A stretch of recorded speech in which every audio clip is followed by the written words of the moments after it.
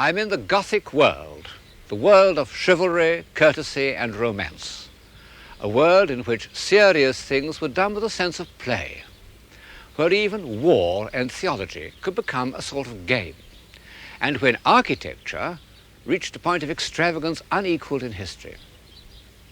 After all the great unifying convictions of the 12th century, high Gothic art can look fantastic and luxurious, what Marxists call conspicuous waste. And yet, these centuries produced some of the greatest spirits in the whole history of man, amongst them St. Francis of Assisi and Dante. Behind all the fantasy of the Gothic imagination, there remained, on two different planes, a sharp sense of reality. Medieval man could see things very clearly, but he believed that these appearances should be considered as nothing more than symbols or tokens of an ideal order, which was the only true reality. The fantasy strikes us first. A charming example is this series of tapestries known as The Lady with the Unicorn, one of the last and most seductive examples of the Gothic spirit. It is poetical, fanciful, and profane. Its ostensible subject is the four senses, but its real subject is the power of love, which can enlist and subdue all the forces of nature, including these two emblems of lust and ferocity, the unicorn and the lion. They kneel before this embodiment of chastity and even hold up the corners of her tent. These fierce beasts have become, in the heraldic sense, her supporters. And all round this allegorical scene is what the scholastic medieval philosophers used to call nature naturing, natura naturans. Birds, trees, flowers, leaves galore, and those rather obvious symbols of nature naturing, rabbits.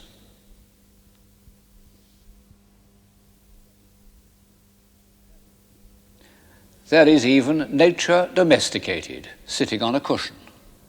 What an image of worldly happiness at its most refined, what the French call the douceur de vivre, which is often confused with civilization.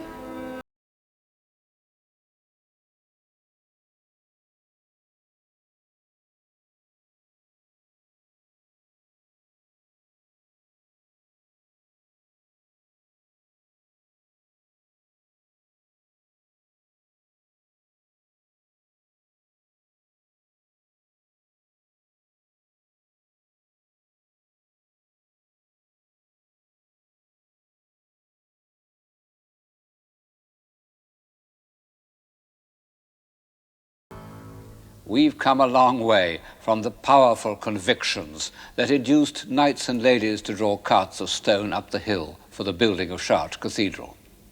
And yet, the notion of ideal love and the irresistible power of gentleness and beauty, which is emblematically conveyed by the homage of these fierce beasts, can be traced back for 3 centuries, and we may even begin to look for it in the north portal of Chartres.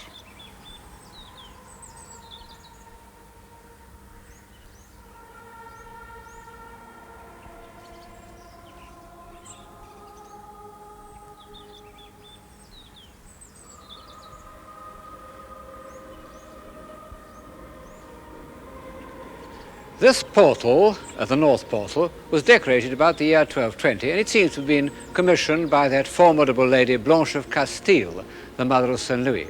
And perhaps for that reason, or perhaps simply because it was dedicated to the Virgin Mary, many of the figures are of women.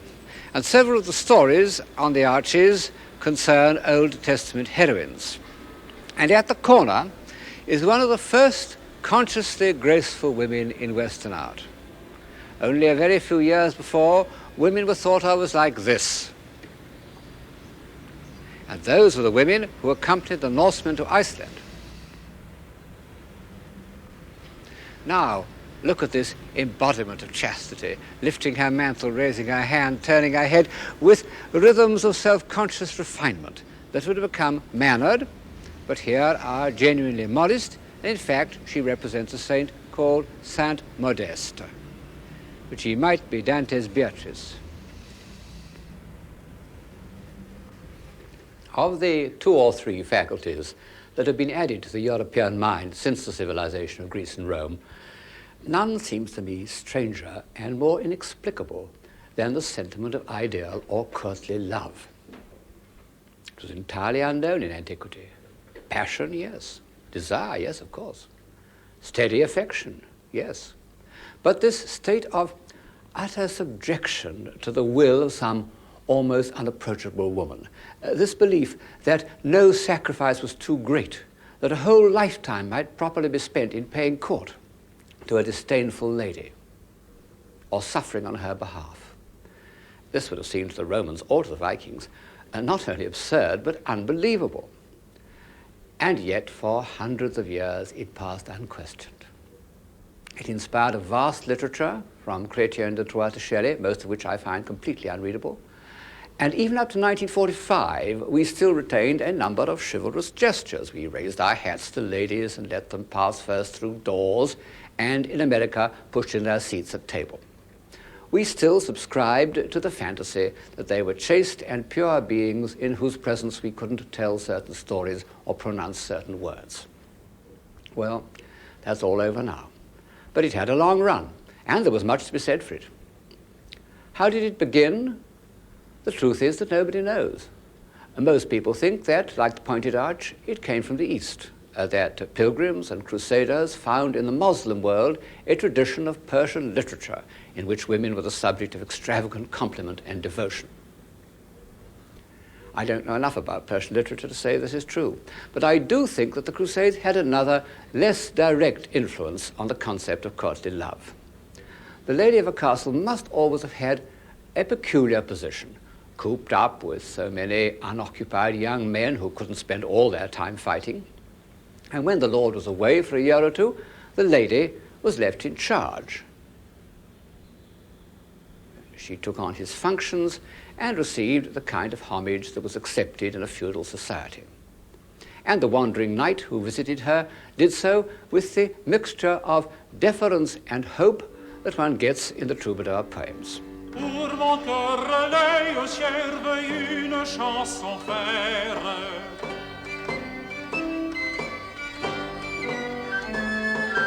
Chantez-vous, veuille sentencière d'une mille bonheur. In support of this theory is the subject of the Siege of the Castle of Love, which appears on mirror cases and caskets and other domestic objects of the 14th century.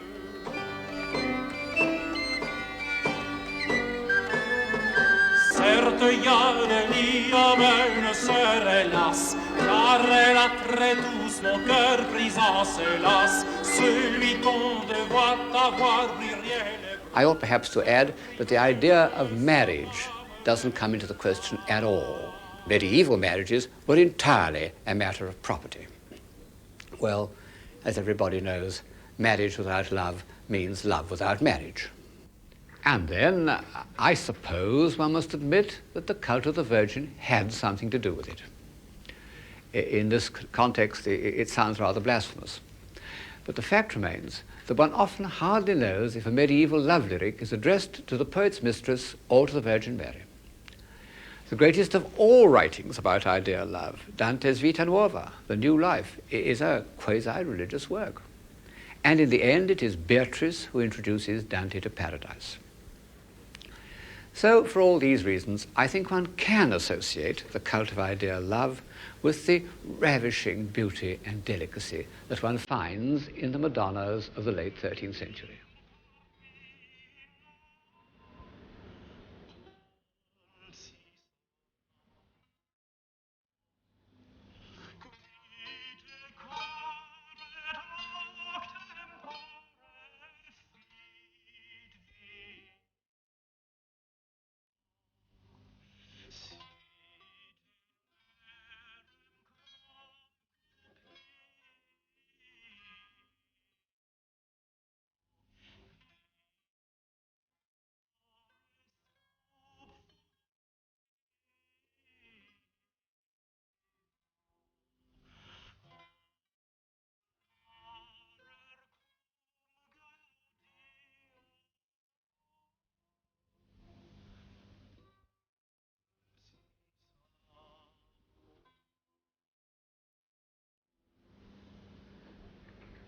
Courtly love was not only the subject of lyrics, but of long, very long stories in prose and verse.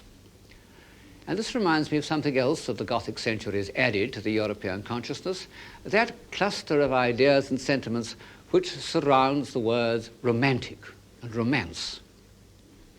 One can't really say that romance was a Gothic invention. I suppose that, as the word suggests, it was Romanesque and grew up in those southern districts of France where the memories of Roman civilization had not been quite obliterated when they were overlaid by the more fantastic imagery of the Saracens.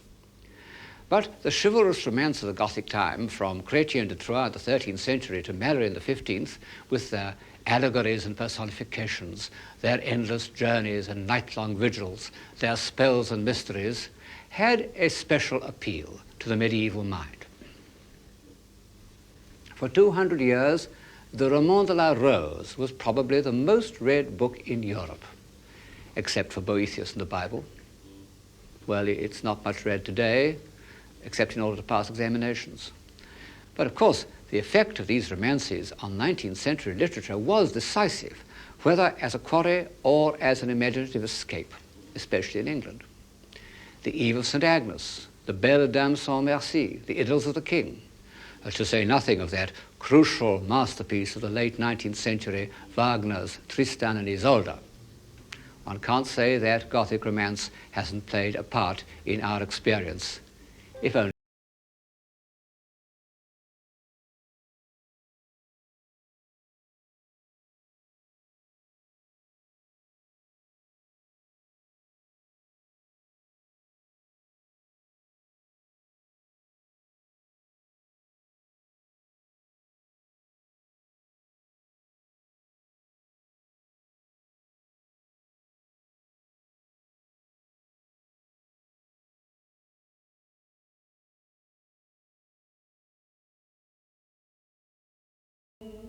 The summit of court civilization was reached in the late 14th century in France under the patronage of the Duc de Berry.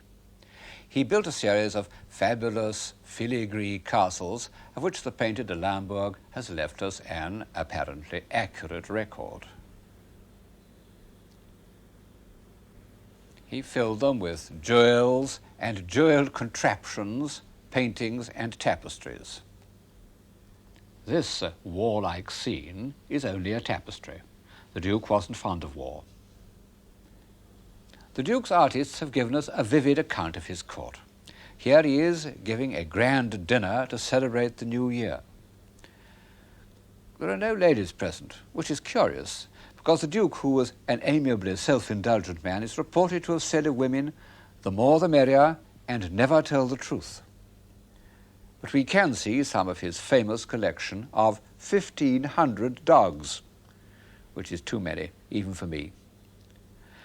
They seem to have had the run of the table.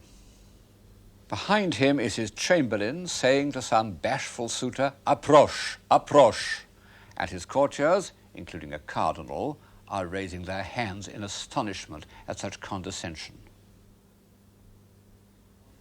The castles, pictures, tapestries have vanished with the dogs, but a few of the treasures remain. This gold cup is one which seems to have been owned by the Duke, and one of the few objects from which one can still catch the flavor of this fanciful, luxurious world.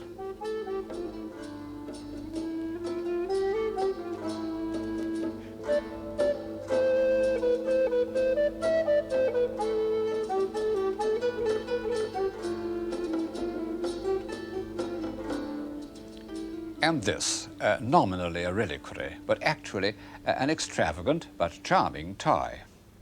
It's supposed to have held a thorn from Christ's crown at the crucifixion. There were many patrons of art and collectors at that time, but the Duke was peculiar in that the arts were his whole life. And to pay for his collections, he taxed his subjects mercilessly, and they probably wouldn't have agreed with this miniature where St. Peter seems to be admitting him to heaven without the usual formalities. It was a colder world for peasants. The manuscripts illustrate another capacity of the human mind which had grown up in the preceding century, the delighted observation of natural objects, leaves and flowers, animals and birds. Birds were a medieval obsession. They're the subject of one of the earliest medieval sketchbooks, and they fill the borders of manuscripts. If you would ask the 14th century cleric to account for all these birds, he would probably have said that they represented souls, because they can fly up to God. But this doesn't really explain why artists drew them with such obsessive accuracy, and I think the reason is that they have become symbols of freedom. Under feudalism, men and animals were tied to the land. Very few people could move about, only artists and birds. They were cheerful, hopeful, impudent, and mobile, and in addition had the kind of markings that fitted in with medieval heraldry. The Duke's earliest manuscripts had shown an isolating and symbolizing approach to nature. But in the middle of his career, he discovered an artist or a group of artists called de Limbourg, who by some stroke of original genius saw nature as we see it, as part of a complete visual experience. No doubt much of their work's been lost, but one book remains, The Very Rich Hours, which is one of the miracles of art history. Here are men and women cultivating the fields, harrowing, sowing, with a scarecrow in the background, haymaking and harvesting, and suddenly we realize that all this had been going on in the same places, more or less unchanged, all through the Dark Ages, and went on in the same way right up to the last war. In the foreground, a party of nobles out hawking indulged in a little mild courtship, so called because it was only in courts that one had time for these agreeable preliminaries, instead of getting down to business immediately.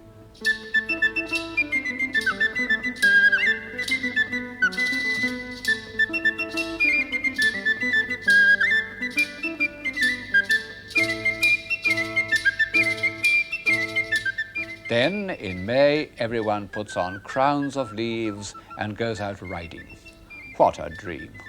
No society has ever been more elegant, more debonair, more dainty. Those French and Burgundian courts were the model of fashion and good manners all over Europe.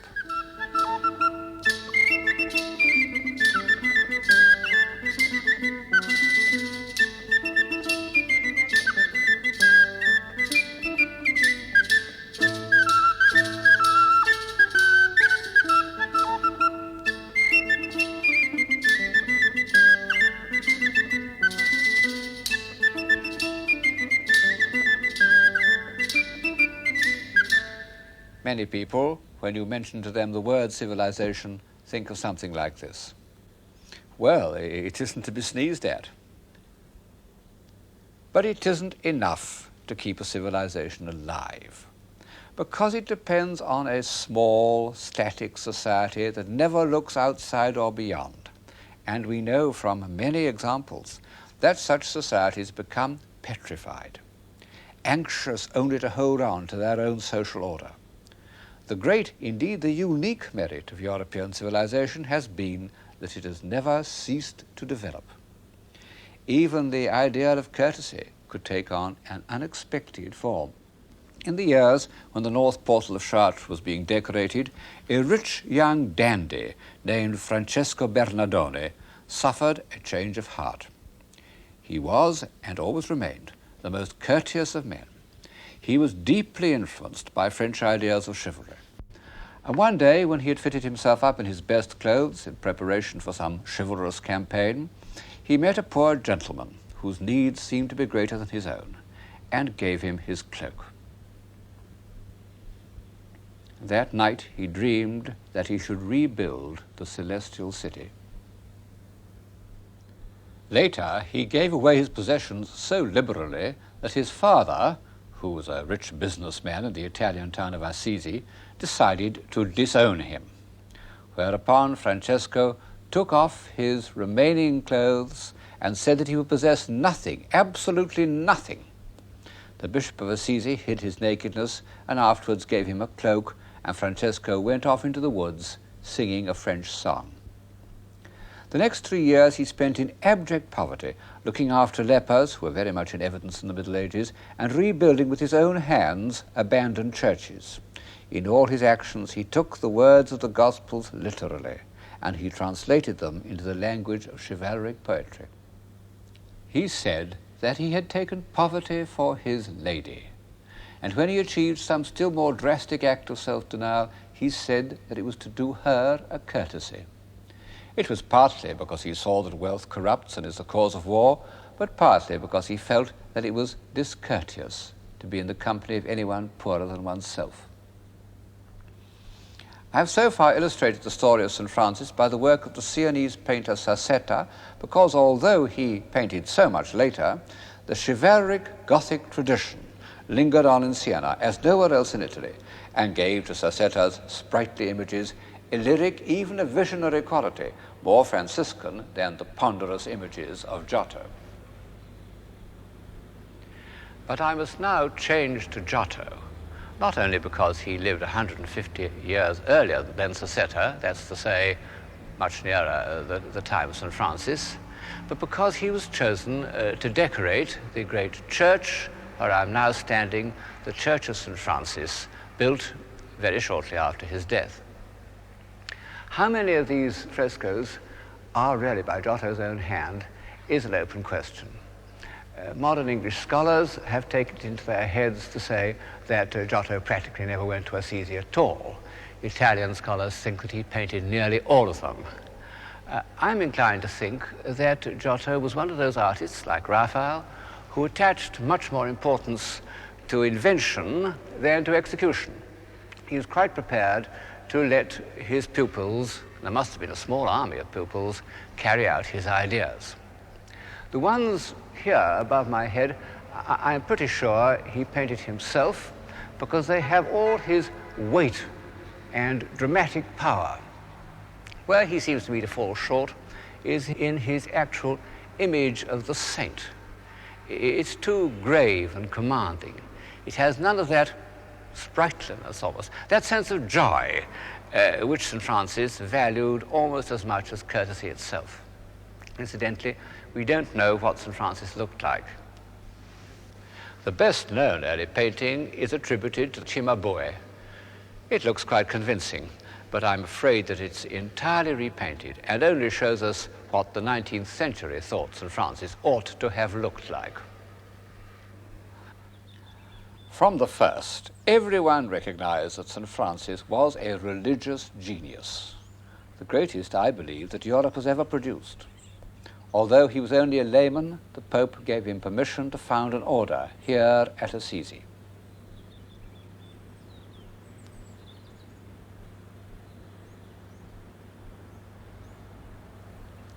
St. Francis died in 1226 at the age of 43, worn out by his austerities. On his deathbed, he had asked forgiveness of poor brother Donkey, my body, for the hardships he had made it suffer. He had seen his order go from a group of humble companions and become a great institution, a power in church politics. And at a certain point, he had quite naturally and simply relinquished control. He knew that he was no administrator. Within 2 years, only 2 years of his death, he was canonized, and his companions began to build this great church to his memory. A masterpiece of Gothic architecture, also an incredible piece of engineering.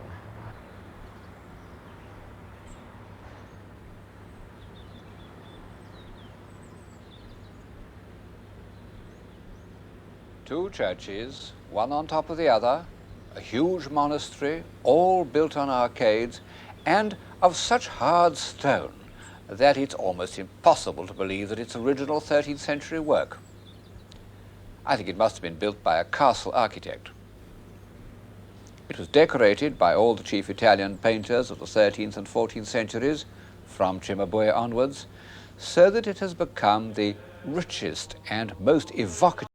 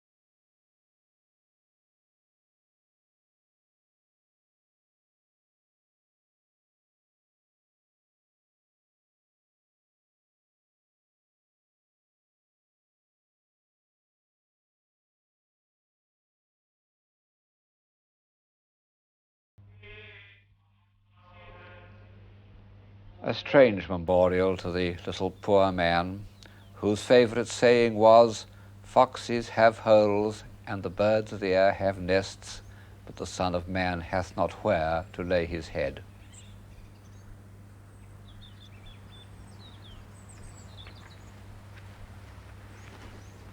But of course, St. Francis's cult of poverty couldn't survive him. It didn't even last his lifetime. It was officially rejected by the Church because the Church had already become part of the international banking system that originated in the 13th century. And those of St. Francis's disciples who clung to his doctrine of poverty, called fraticelli, were denounced as heretics and burnt at the stake. And for 700 years, capitalism has continued to grow to its present monstrous proportions. It may seem that St. Francis has had no influence at all, because even those humane reformers of the 19th century who sometimes invoked him didn't wish to exalt or sanctify poverty, but to abolish it.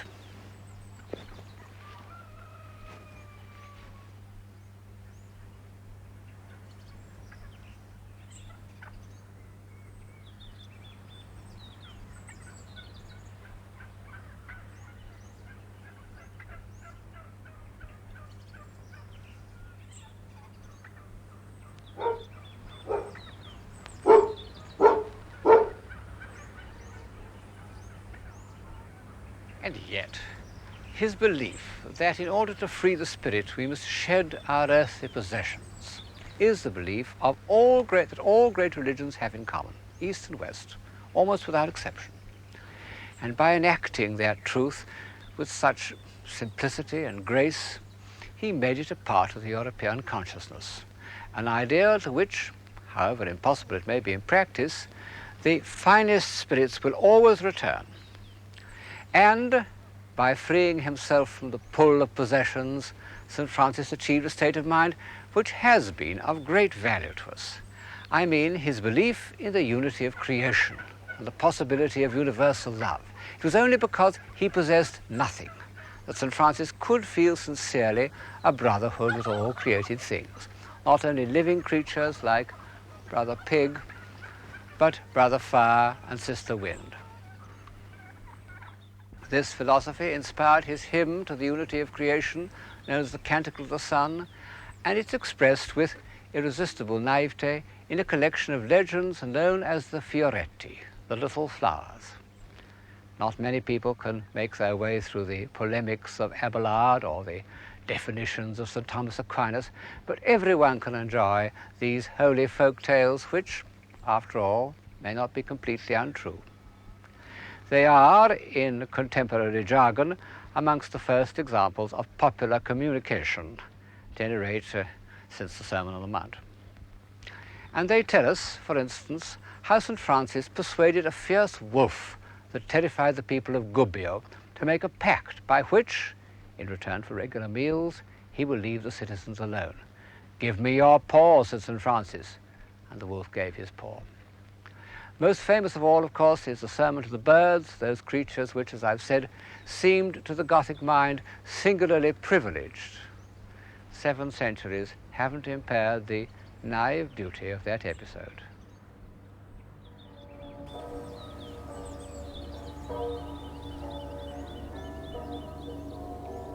St. Francis is a figure of the pure Gothic time, the age of crusades and castles and the great cathedrals. Although he put it to strange and marvelous uses, he belonged to the age of chivalry. Well, however much one loves that world, I think it remains for us infinitely strange and remote. It's as enchanting, as luminous, as transcendental as the stained glass that is its glory. And, in the ordinary meaning of the word, as unreal.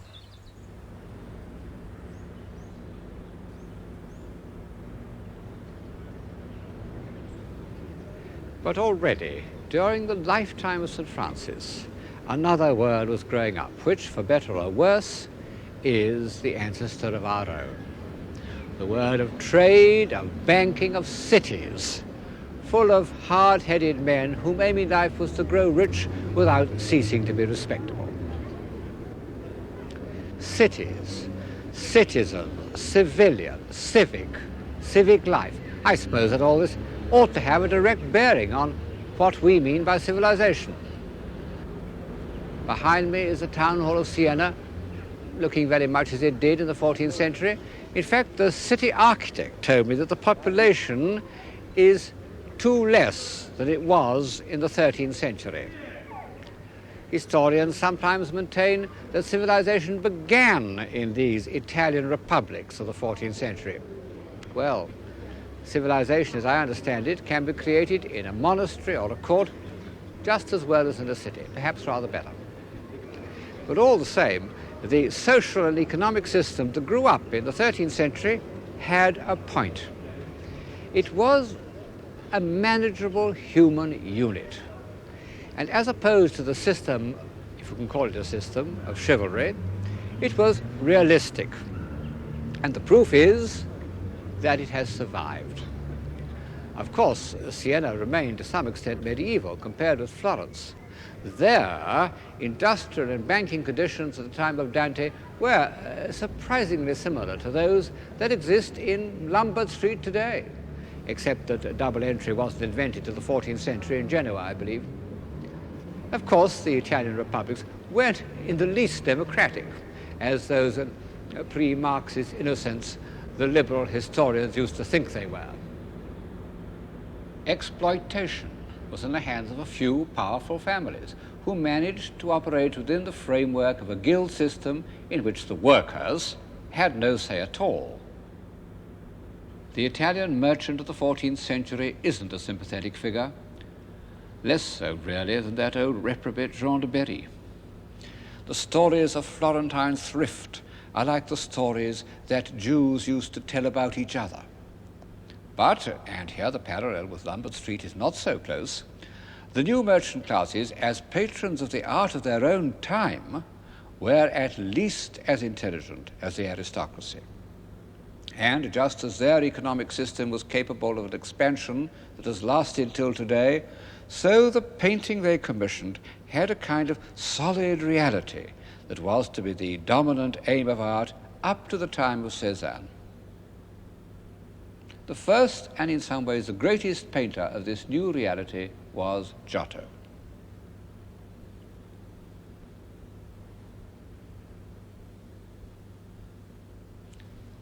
This is one of Giotto's frescoes in the Arena Chapel in Padua. And as I look at it, I realize that to anyone whose eye has been conditioned by realism, as it has existed in European art from the Renaissance to the Cubists, this will not look very realistic, perhaps no more so than Gothic tapestry. But this much is clear. Instead of a decorative jumble, it concentrates on a few simple, solid-looking forms arranged in space.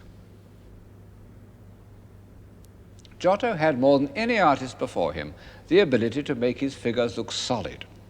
He manages to simplify them into large, comprehensible, apprehensible shapes, and it gives one a profound satisfaction to feel that one can grasp his figures so completely. He needs to make his figures more vividly credible because he wishes us to feel more intensely the human drama in which they are involved. Once we have, so to say, learnt Giotto's language, we can recognize him as one of the greatest masters of painted drama that has ever lived.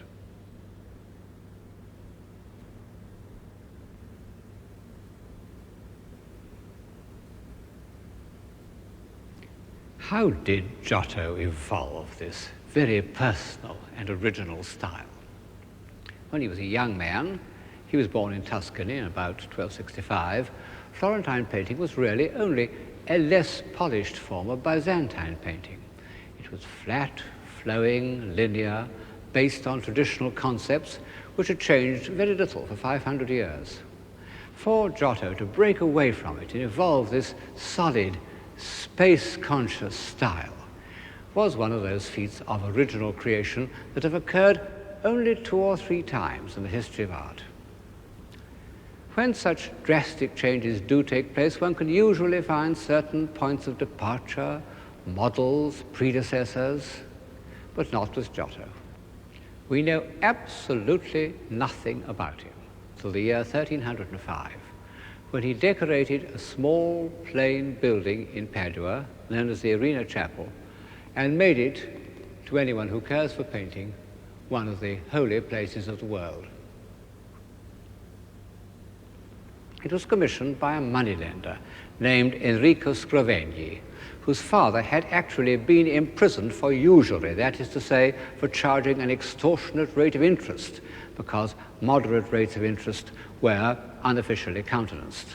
And it's one of the first instances of the new rich commissioning works of art as a kind of atonement, a practice that has benefited the world almost as much as vanity and self-indulgence.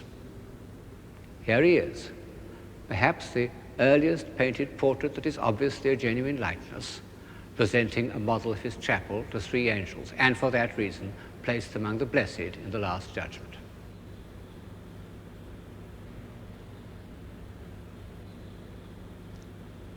Giotto is the supreme dramatist of human life in all its diversity. He can depict a scene like this, marriage at Cana, which is almost Chaucerian. Amen dica facine, iam satur de gramine, amen, amen itera, aspernare vetera, esirana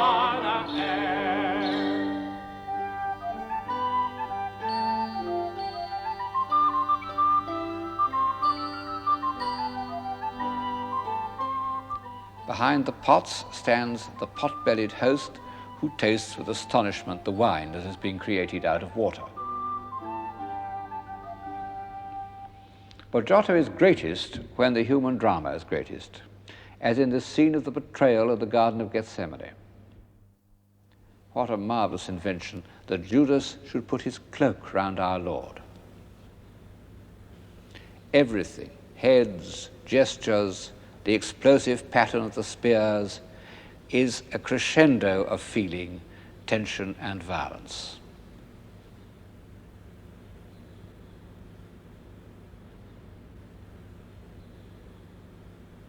But he can also achieve the lyrical beauty of the Virgin's wedding procession.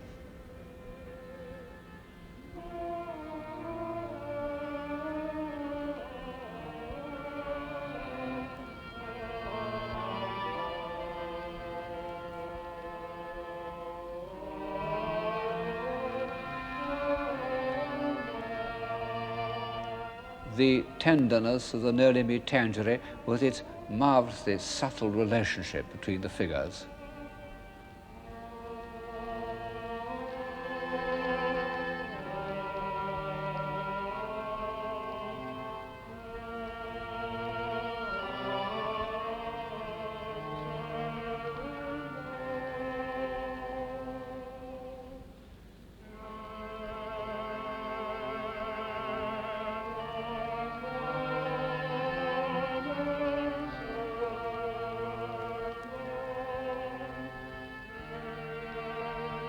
And finally, the Lamentation over Christ's dead body.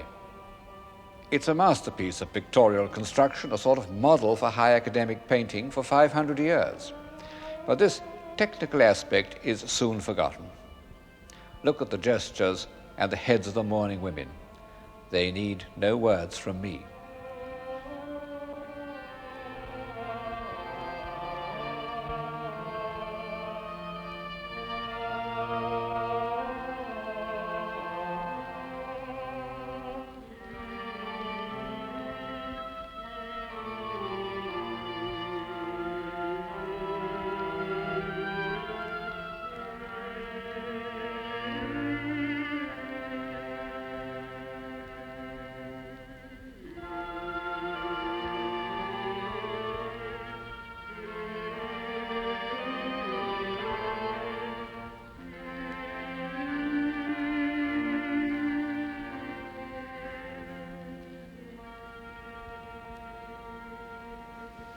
Although I think that Giotto was one of the supreme painters of the world, he has equals. But in the year of his birth, and in the same district, was born a man who is unequaled, the greatest philosophical poet that has ever lived, Dante. Since they were contemporaries and compatriots, one feels that it should be possible to illustrate Dante by Giotto. They seem to have known each other, and Giotto may have painted Dante's portrait. In fact, their imaginations moved on very different planes. Giotto was above all interested in humanity. He sympathized with human beings, and his figures, by their very solidity, remain on earth. Well, of course, there is humanity in Dante. He lived in the thick of Florentine politics, and all the characters he had pitied or hated or admired appear in his poem, not only as representatives of good and evil, but with the vividness of real people. But Giotto lacked Dante's philosophic power and moral indignation, that heroic contempt for baseness that was to come again in Michelangelo. Above all, that vision of a heavenly order and the intellectual power to make it comprehensible.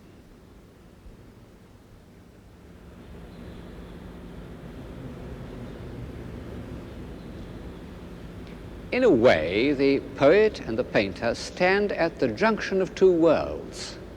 Giotto belonged to the new world of solid realities, the world created by the bankers and merchants for whom he worked. Dante, as has often been observed, belonged to the earlier Gothic world, to the world of St. Thomas Aquinas and the great cathedrals. One isn't as close to Dante in the Arena Chapel as one is here in the Romanesque baptistry at Pisa.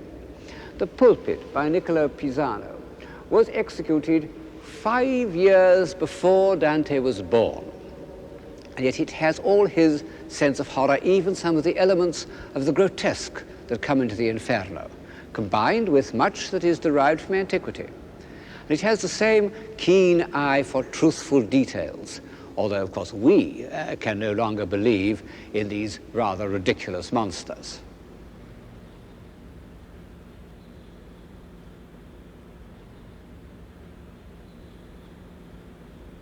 Niccolo's son, Giovanni, about 15 years older than Dante and Giotto, and deeply influenced by the Gothic art of the North, seems to me perfectly to reflect the Dantesque spirit. Giovanni Pisano was one of the great tragic dramatists of sculpture. The pulpits he carved at Pisa and at nearby Pistoia depict a terrible world. Here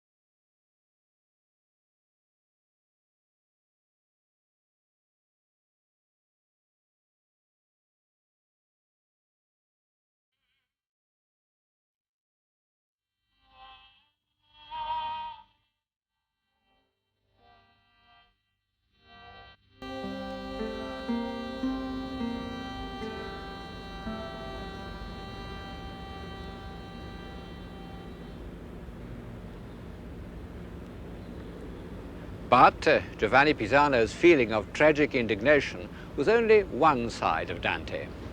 In the second half of his great poem, from the middle of the Purgatorio onwards, there are moments of disembodied bliss to which no artist of the time did justice.